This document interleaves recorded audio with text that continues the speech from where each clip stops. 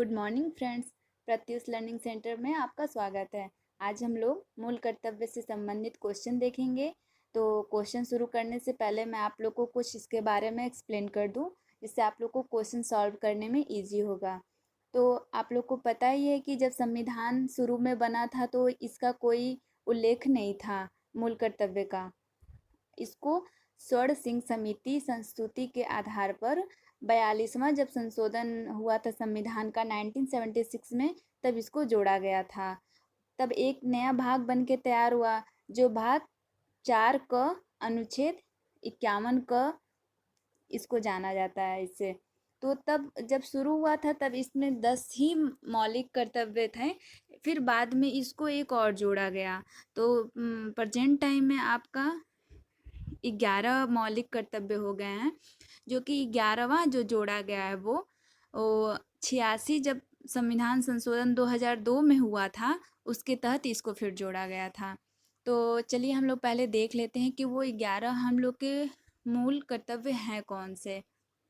तो आपका पहला जो है, संविधान का पालन करें और उसके आदर्शों, संस्थाओं, राष्ट्रीय ध्वज और राष्ट्रीय गान का आदर करें, आपके पहले में है। और दूसरे में, स्वतंत्रता के लिए हमारे राष्ट्रीय आंदोलन को प्रेरित करने वाले उच्च आदर्शों को हृदय में संजोए रखें और उनका पालन करने से संबंधित है।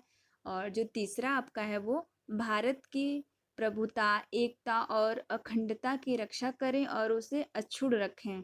और चौथा आपका है देश की रक्षा करें और आहवान किए जाने पर राष्ट्र की सेवा करें। पांचवा आपका है भारत के सभी लोगों में समरसता और मातृभाव की भावना का विकास करें, जो धर्म, भाषा और क्षेत्र या वर्ग पर आधारित सभी भेदभाव से परे हो। ऐसी प्रथाओं का त्याग करें जो स्त्रियों के सम्मान के विरुद्ध हों। और छठवां आपका है हमारी सामाजिक संस्कृति की गौरवशाली परंपरा का महत्व समझें और उसका परीक्षण करें। सातवां है प्राकृतिक पर्यावरण को, जिसके अंतर्गत वन, झील, नदी और वन्य जीव हैं, रक्षा करें उनका और उसका बचाव करें तथा प्राणी मात्र के और पे दया भाव रखें। ये सातवें में आपके हैं।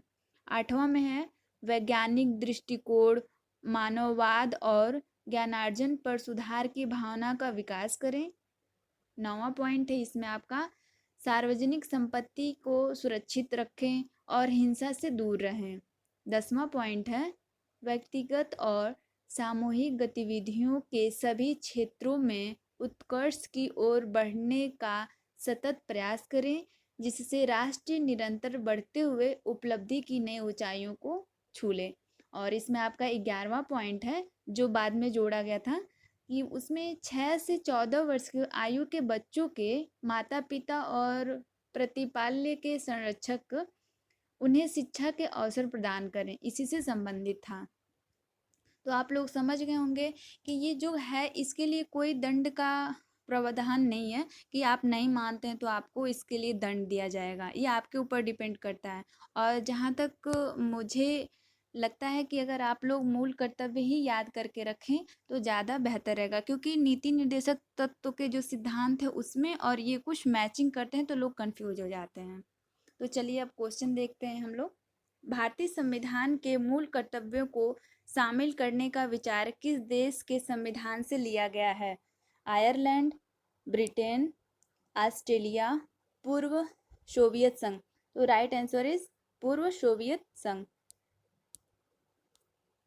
निम्नलिखित में से किस समिति ने मौलिक कर्तव्यों को शामिल करने की अनुशंसा की थी?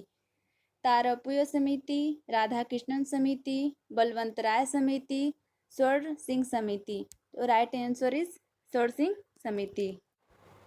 1976 में 42वें संशोधन द्वारा संविधान में नागरिकों के लिए कितने मौलिक कर्तव्य निश्चित किए गए? 8, 10, 11, 12।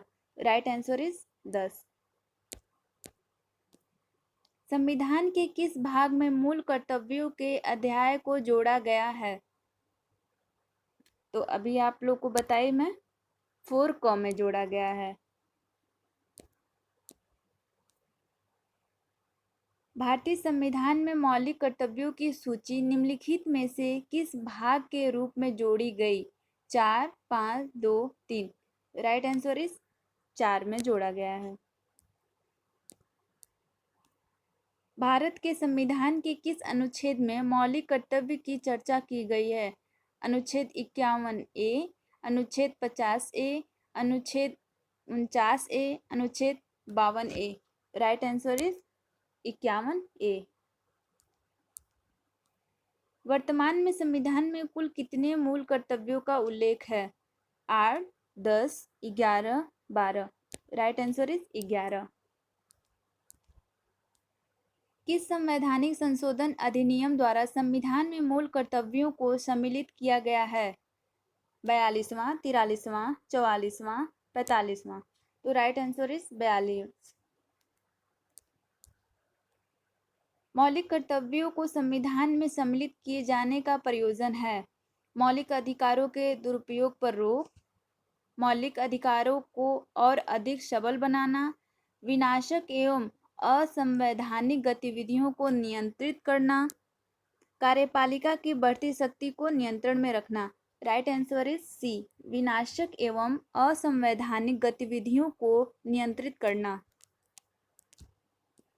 संविधान में उल्लिखित मौलिक कर्तव्य किसके लिए हैं?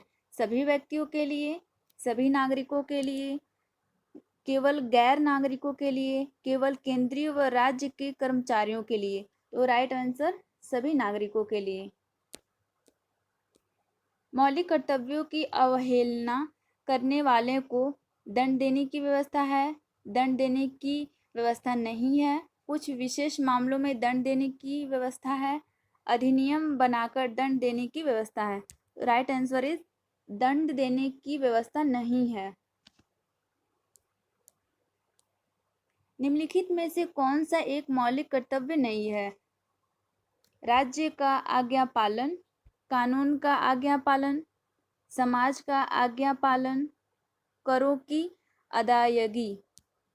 तो नहीं पूछ रहा है, आप लोग ध्यान दीजिएगा। तो ये सब फर्स्ट, सेकंड और थर्ड तो है, ये करों की अदायगी नहीं है। तो राइट आंसर इज डी। निम्नलिखित में से कौन सा एक मौलिक कर्तव्य नहीं है?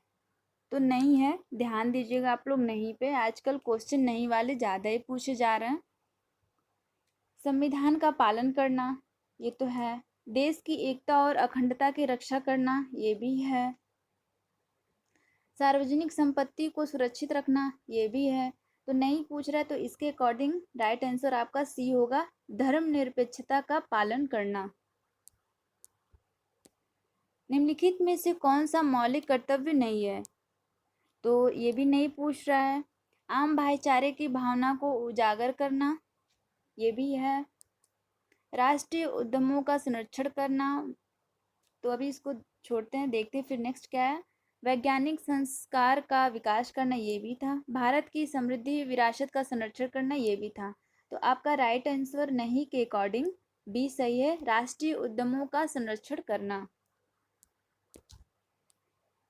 भारतीय संविधान में नागरिकों के मूल कर्तव्य के अंतर्गत सम्मिलित नहीं है। तो पहले हम लोग नहीं को सर्किल कर लेते हैं, फिर हम लोग आंसर देखेंगे। सार्वजनिक संपत्ति की रक्षा करना, ये तो है। हिंसा की परित्याग करना, ये भी है। धर्मनिरपेक्ष को बढ़ावा देना, भारत की सार्वभौमिकता, एकता और अखंडता को बनाए रखना। तो ये भी डी वाला भी है। तो इसके नहीं के अकॉर्डिंग आपका सी राइट आंसर होगा, धर्म निरपेक्षता को बढ़ावा देना।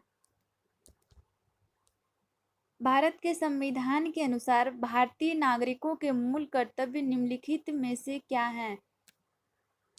राष्ट्रीय गान, ध्वज आदि का सम्मान करना, ये भी है। वैज्ञानिक प्रवृत्ति का विकास, ये भी है।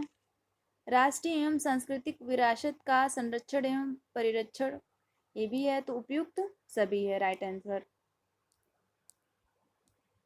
भारत के संविधान में भारत के नागरिकों के मूल कर्तव्यों के रूप में निम्नलिखित में से किसकी गणना नहीं की गई है? तो यहाँ भी नहीं पूछ रहे, तो आप लोग ध्यान दीजिएगा। सार्वजनिक संपत्ति का संरक्षण, ये तो करना है। प्राकृतिक का भी ये भी करना है। वैज्ञानिक मनोदशा जांच पड़ताल की भावना का ये भी करना है। और आपका है कि अंतर्राष्ट्रीय शांति और सुरक्षा को बढ़ावा देना है, ये आपका इसमें नहीं के अकॉर्डिंग नहीं है, तो right answer is D. Next